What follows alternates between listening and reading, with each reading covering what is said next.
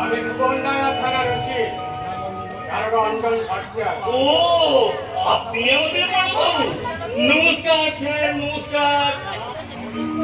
তারা আমাদের বড়বাবুকে হাই দারোগা বাবু, হ্যালো। নমস্কার। আপনি?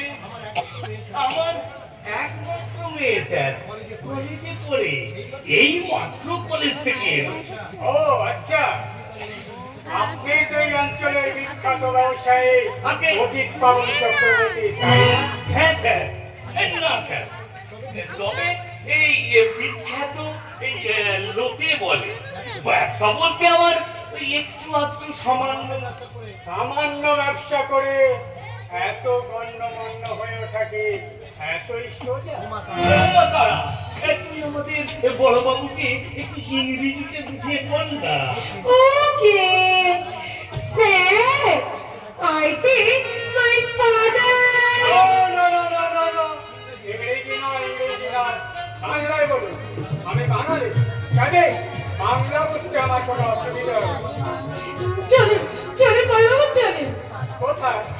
আগে এই গরিবের বাড়িতে একটু পায়ের ধুলে দেবেন। আমি অশেষ দুঃখিত মিস চক্রবর্তী, কারণ আমার পায়ে ধুলো নেই। এই দেখুন না, দেখুন জুতো পরে আছে, জুতো।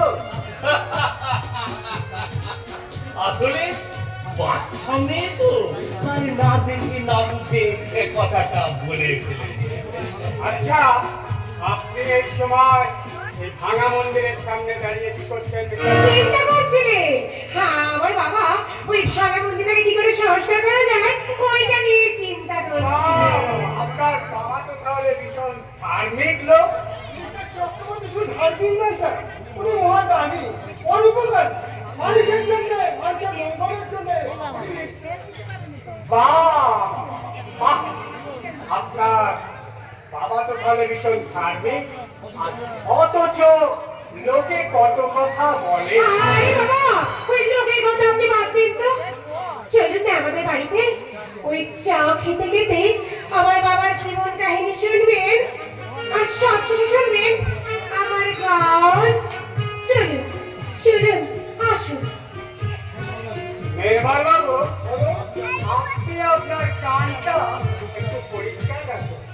আমি যাচ্ছি মিস্টার অজিত পাবন চক্রবর্তী বাচ্চা মেয়ের গলায় গান শুনতে। গান